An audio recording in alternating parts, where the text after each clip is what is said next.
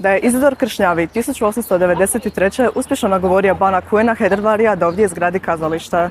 Odluku je također ubrzala vijest da će kralji car Franjo Josip I posjetiti Zagreb 1895. Da je HNK izgrađen za samo 16 mjeseci, na projektu su radila dva Bečana koji su gradili kazališne zgrade širom Europe, kao na primjer u Beču, Budimpešti, Pragu i brojnim drugim mjestima. U Hrvatskoj su još napravili HNK u Rijeci, umjetnički paviljon te zgradu Eskupne banke u Ilici 3 u Zagrebu. Dakle, sigurno ste znali da je zgrada HNK bila otvorena simboličkim udarcem čekića Franje Josipe. A jeste vi znali da je taj sebeni čekić napravio niko drugi nego Robert Frane Mihanović, a njegov pokrovitelj je bio zapravo Izidor Kršnjavog, koji mu je dao 11 dana da napravi taj sebeni čekić, što je ovaj na kraju uspio i taj čekić će ući u povijest, osvojiti brojne nagrade i posjetiti brojne izložbe. Sam čekić izgleda tako da prikazuje zapravo 4 muze, tragedija, drama, komedija i opera. Ima dva lika, jedan muški, jedan ženski, koji su zapravo simbol znanosti i umjetnosti. Ima naravno medaljon sa simbolom kralja. Kao što sam već rekao, zapravo taj čekić je posjetio brojne izložbe, kao što je na primjer Sankt Peterburg u Rusiji, onda Budimpešta u Mađarskoj na milenijskoj zapravo izložbi, u Kopenhagenu u Danskoj te zapravo na izložbi u Parizu. Jeste li znali da je 1895. godine desno krilo zgrade Hrvatskog Sokola dograđeno prema natpisima Helmera i Felmera? A jeste li znali da je 1929. godine zgrada Hrvatskog Sokola nadovezana sa glavnom zgradom HNK pomoću podzemnog hodnika? To je jedna od brojnih činjenica koje vežemo u zgradu Hrvatskog Sokola. Samo društvo Sokol osnovano je u Pragu i zalaže se za tjelesno obrazovanje i moralno obrazovanje. Zgrada djeluje od 1874. i od tada je sinonim za tjelesnu kulturu u Hrvata. Izidor Kršnjavi je zaslužen za osnivanje Muzeja za umjetnost i obrt 1880. godine kao jedna od prvih institucija takve vrste u Europi. U istoj se zgradi nalazi i obrtna škola.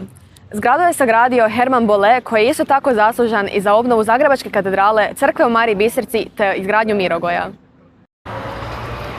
Zgrada sveučilišta izvorno je trebala biti opća bolnica Stara Milosrdnica, čija je izgradnja bila potaknuta izbijanjem kolere 1855. godine.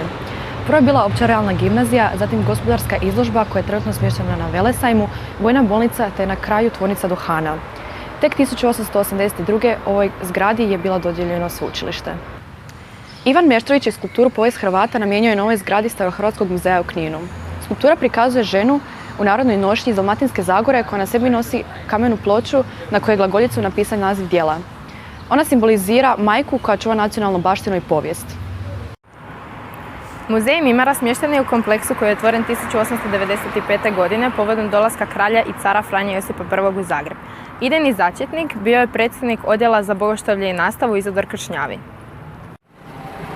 Muzej Mimara smješten je u središnjem dijelu kompleksa u kojem su do 1985. bile smještene prva i naša 4. gimnazija, a danas se u sjevernom dijelu nalazi 5. gimnazija, a u istočnom dijelu nalazi se osnovna škola Izidor Kršnjavi. Skulptura Antuna Dominika Ferkora Sveti Juraj ubija zmaja prikazuje konjanika koji spašava svoj narod od mitskog bića. U Zagreb je stigla skulptura zahvaljujući zagrebačkom nadbiskupu Juru Hauliku koju je htio postaviti u današnjem Maksimiru. Kasnije je bila postavljena kod kamenitih vrata pa na Akademijinom trgu, tako da bi na prijedlog Izidora Kršnjavog bila postavljena između Hrvatskog narodnog kazališta i Muzeja za umjetnost i obrt. Jeste li znali da se gradsko poglavarstvo još 1860. godine odlučilo na podizanje spomenika Banu Jelačiću, no od ideje do realizacije prošlo je punih 6 godina. Na natječaju je pobjedio austrijsko-njemački kipar Anton Dominik Ferkor.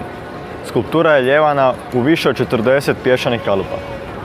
Zanimljivo je da skulptura nije bila postavljena prema sjeveru zbog Mađarske, nego zato što je kipar poslao dopis gradu u kojem im sugerira da ga okrenu prema značajnijem i razvijenijem dijelu grada. Spomenik je postavljen 1866. a uklonjen je 1947. nakon Drugog svjetskog rata. Ostaci su čuvani u glikoteci do 1990. kada je vraćen na trg. Konj bana Josipa Jelačića zvao se Emir te mu ga je darovao turski beg Bašić. Kip Madona s djetetom, isto tako poznata kao i Marija Imakulata, također je djelo Antuna Dominika Ferkora. Djelo je naručio jedan mađarski grof i najprije bio predstavljen u jednom mađarskom gradu. Kasnije je postavljen u Zagrebu na zdencu koji je projektirao Herman Bolle. Madona je odlivena cinkom te kasnije pozlačena kao i 4 anđela koji simboliziraju vjeru, poniznost, nevinost te ljubav. Iako bi anđeli trebali predstavljati 4 različite alegorije, 2 od njih su potpuno jednaka te se smatra da je njihova simbolika nastala kasnije.